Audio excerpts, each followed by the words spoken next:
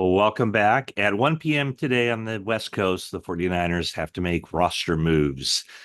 Expect them to use the activations or the elevations from the practice squad on up. I'm not quite sure exactly what they're going to do, but I would think that Braden Willis would be a strong candidate to be moved up to be able to play in this game. 49ers only have two tight ends, as it appears now, who will be available for the game Sunday against the Rams.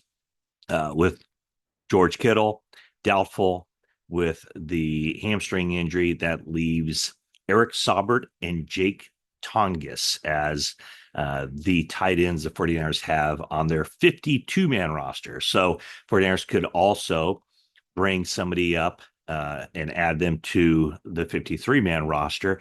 Of course, only 48 players are allowed to suit up for the game. Actually, well, yeah, 49, I guess, if you consider the emergency third quarterback, who's Joshua Dobbs. And teams are allowed to suit up 48 active players as long as 8 of those are offensive linemen. So that's where the 49ers are now. I'll tell you where I am at right now. I'm on the East Coast. I'm in New Hampshire. Even before the season, the schedule came out in the spring. I asked my boss, Justin Hathaway, I said, you know what? My daughter is starting her senior year at the University of New Hampshire. I've never been to a family weekend, parents' weekend, and so I really need to go. And so I was prepared to miss the 49ers game whenever it was, or wherever it was, whoever it was against, in order to be on the East Coast in New Hampshire for parents' weekend, my parents' weekend debut. So as it turned out, obviously, it's parents' weekend is right now. The UNH Wildcats are facing the Bryant Bulldogs in a big, uh, was it football championship series matchup, formerly 1AA. As I understand it, what my daughter said is that everybody goes to the game, they tailgate, but they don't actually go into the game to watch the game. But I'm going to try to mix that up a little bit. I got to get in there and watch a little bit of football to satisfy, my football Jones here on a Saturday. So today is family weekend. I will be on a flight early Sunday morning, 6 a.m. flight out of Boston. So 3 a.m. Pacific time, flying straight to LAX, jump in a car. Maybe Jennifer Lee Chan will be nice enough to pick me up at the airport. I don't know. We'll figure that out. Then heading off to SoFi for a full day of work. So that's where we're at as far as my personal stuff. Let's talk about this game coming up. It's going to be the Brock Purdy show. There is a part of me that, I'm kind of excited for every game because every game is a new thing. And in football, it's an event and everybody builds up the next game. And then whatever happens is it's like a season into itself. And so this will be exciting because of all the talk, the narrative about Brock Purdy just set up to succeed with the 49ers. And he has been set up to succeed. He has a good supporting cast. He's in an offense that fits himself, fits him very well. Also, all of his years of college experience. He was the last pick in that draft, in the 2022 draft, number 262. And he came into the league with low expectations. And I think a lot of people still view him that way. Like, oh, he can't be that good because he was drafted as the last pick in the 7th round, number 262. But he has been that good. And he's been that good regardless of who the playmakers are around him. However, his playmakers have been very good. So 3 of the top 4 guys are out of the lineup.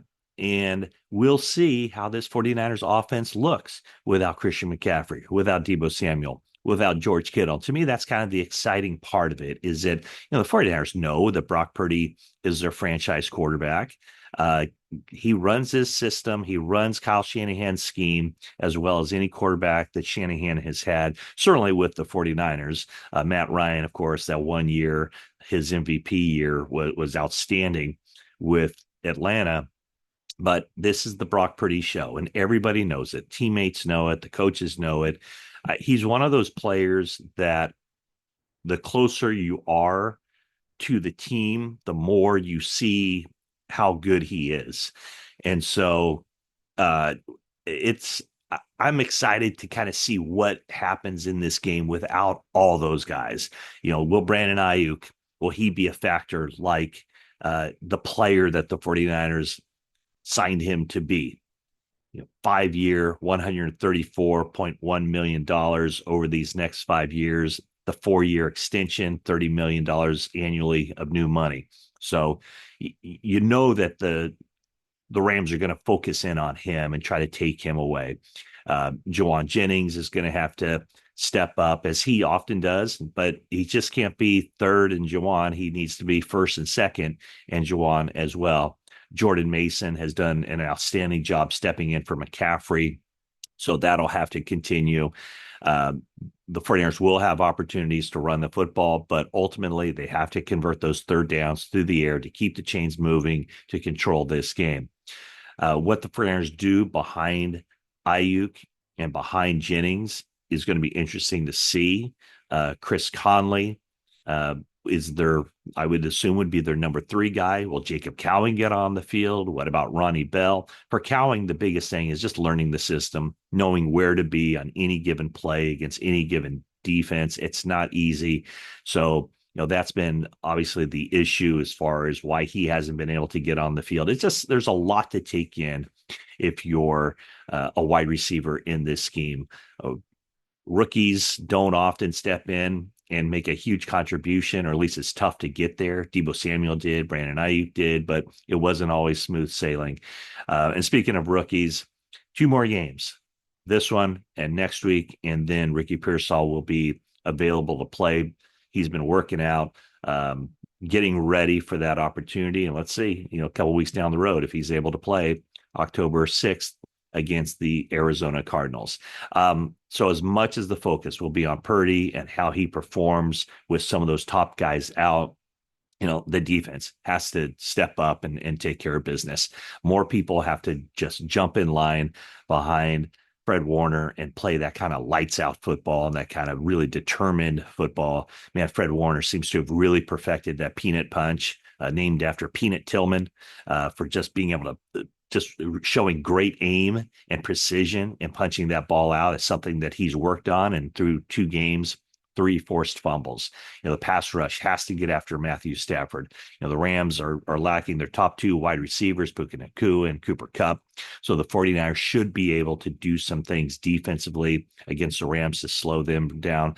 Kyron Williams and he's the guy the 49ers have to really look at to take away the run on those early downs. So that's a story from New Hampshire. Looking forward to it. I know you are too. And probably the next time you see me, I will be in LA at SoFi Stadium breaking down this game, 49ers and the Rams. And is it a must win for the Rams? They're 0-2. Really tough to dig out of an 0-3 hole, especially in the kind of physical shape they're in. 49ers, of course, don't want to fall below 500. So that's the story, and we'll see you soon. Oh, and also, thanks for subscribing, liking, commenting, all that. It really helps. Thanks so much.